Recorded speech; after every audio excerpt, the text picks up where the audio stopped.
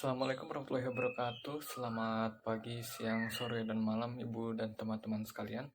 Saya Muhammad Azwardi dan pada kesempatan kali ini saya akan menjelaskan tentang vektor dan membahas beberapa soal yang berkaitan dengannya. Jadi, apa itu vektor?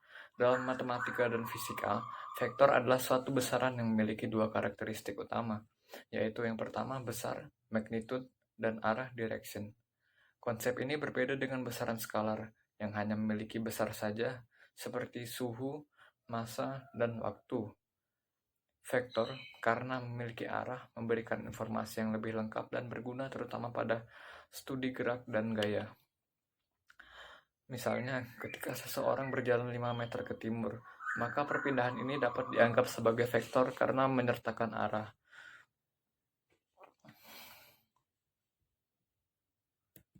Jika hanya disebutkan 5 meter tanpa arah, maka itu disebut dengan besaran skalar. Vektor sering digunakan untuk menggambarkan yang pertama, yaitu perpindahan, kecepatan, gaya, dan akselerasi. Jadi selanjutnya ada representasi matematika vektor dalam bidang dua dimensi.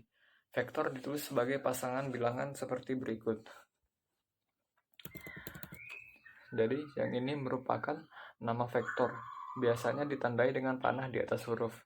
Dan yang ini yang komponen vektor pada sumbu X atau horizontal. Dan yang A2 adalah komponen vektor pada sumbu Y atau vertikal. Vektor ini menggambarkan sebuah arah dan besar dari titik asal ke suatu titik dalam bidang koordinat kartesius. Yang kedua yaitu panjang atau magnitude vektor. Panjang besar vektor disebut juga dengan magnitude dan dihitung menggunakan rumus seperti berikut. Rumus ini diambil dari teorema Pythagoras. Karena dalam sistem koordinat, vektor membentuk sisi miring dari segitiga siku-siku. Yang ini merupakan panjang atau besar dari vektor A. Dan yang di dalam akar adalah komponen yang diakarkan adalah komponen vektor yang dikuadratkan lebih dahulu lalu dijumlahkan. Dan selanjutnya ada penjumlahan dua vektor. Penjumlahan dua vektor dilakukan dengan cara menjumlahkan komponen-komponen secara acak dengan rumus seperti berikut. Artinya, komponen X dijumlahkan dengan komponen X dan komponen Y dijumlahkan dengan komponen Y. Penjumlahan ini digunakan untuk mencari resultan dari dua vektor. Yang selanjutnya adalah perkalian vektor dengan skalar. Jika vektor dikalikan dengan suatu skalar atau bilangan real, maka hasilnya adalah vektor baru yang panjangnya berubah sesuai nilai skalar. Namun arahnya tetap jika positif atau berbalik jika negatif. Dan ini adalah caranya. Dengan keterangan yang K ini adalah skalar. Jika K lebih dari 1, maka vektor akan memanjang. Jika K lebih kecil daripada 0, maka vektor akan berbalik arah. Dan selanjutnya contoh soal dan penjelasan dari vektor. Jadi yang pertama, diketahui vektor A sama dengan 6/8. Hitunglah panjang vektor tersebut. Untuk mencari panjang atau magnitude vektor, kita menggunakan rumus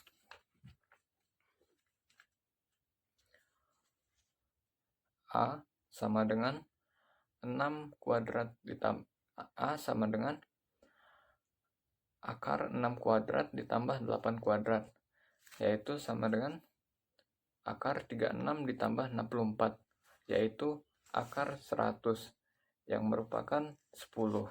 Jadi panjang vektor A dan vektor A adalah 10 satuan. Ini menunjukkan bahwa jika vektor A digambarkan dari titik 0/0 ke titik 6,8, maka panjang garis tersebut adalah 10 unit panjang. Jadi yang kedua yaitu adalah soal penjumlahan dua vektor.